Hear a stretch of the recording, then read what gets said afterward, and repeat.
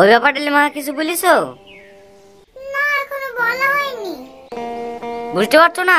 আমাকে আবার কালকে বেরোতে হবে। অর্ডারটা ক্যান্সেল হয়ে গেলে প্রচুর টাকা লস হয়ে যাবে। ঠিক আছে, তোমার খাওয়া হয়ে যাক, আমি মাকে ডাকছি।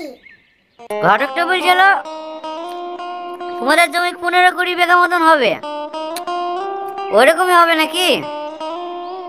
হ্যাঁ, ওই 12-13 বিঘি মতো হবে। ও আর খাবা না? না, অনেক খেয়ে ফেলেছি। এই সালমা। হ্যাঁ বল, প্লেটগুলো নিয়ে যা।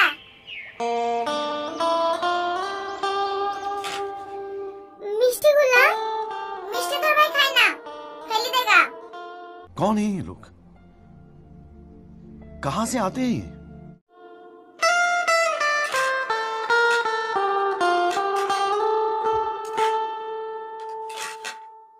আর শোন, যাস সময় মাকে ডেকে দিয়ে যাস। ঠিক আছে।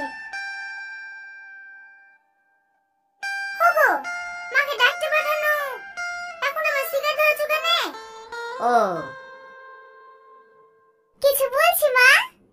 হ্যাঁ, এইখানে বসো। হ্যাঁ বল।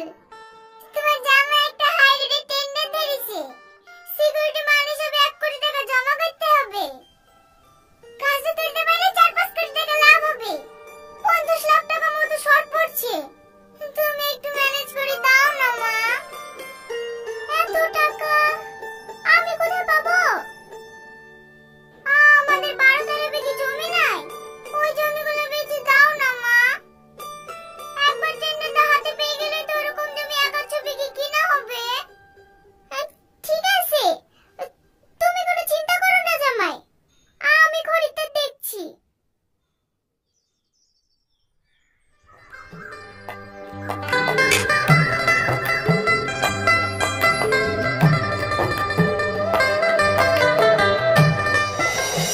আরে আরে, কি করছো? মিষ্টিটা খেলে না?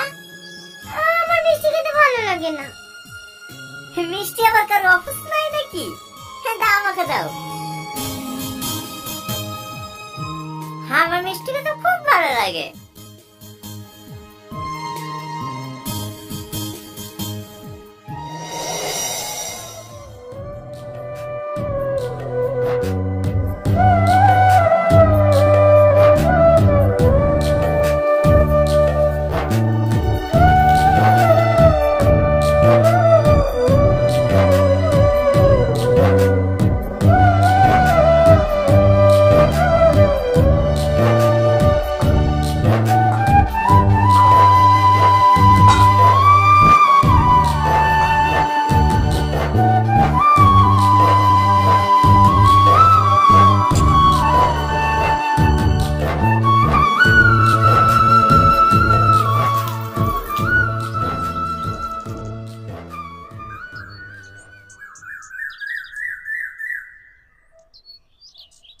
ওই শোন।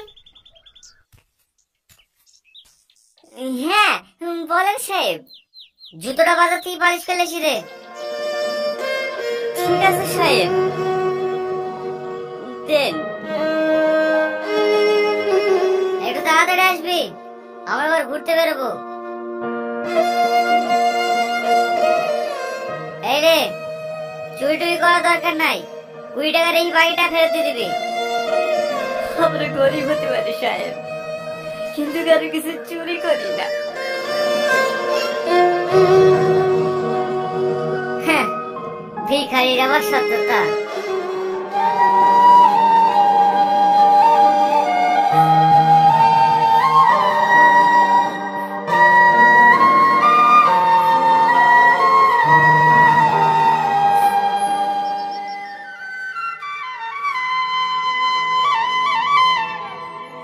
A few moments later.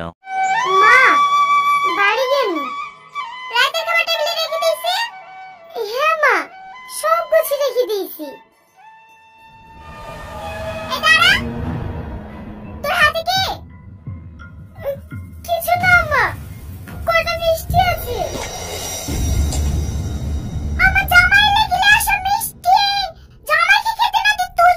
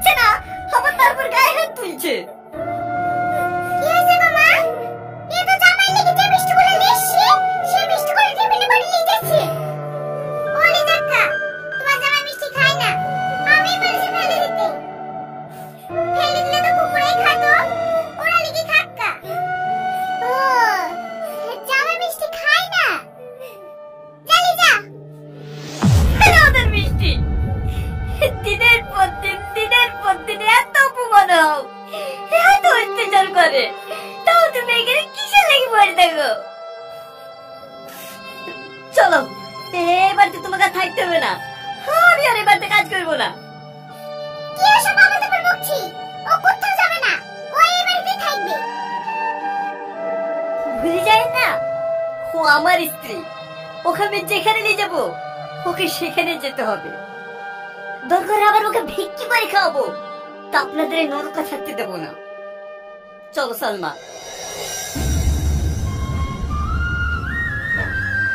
Salma, Salma, যাসনি সালমা, যাসনি। সালমা।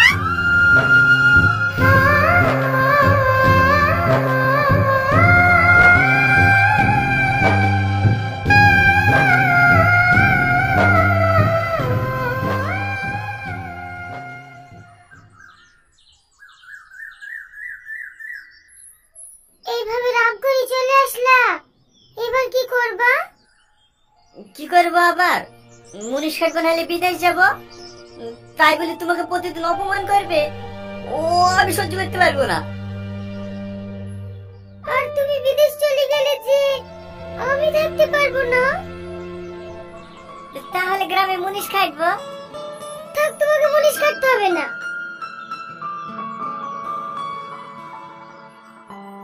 এলাও ধরো, এই দুটো বন্দুক দিয়ে তুমি যে কোনো একটা ব্যবসা শুরু করো গা।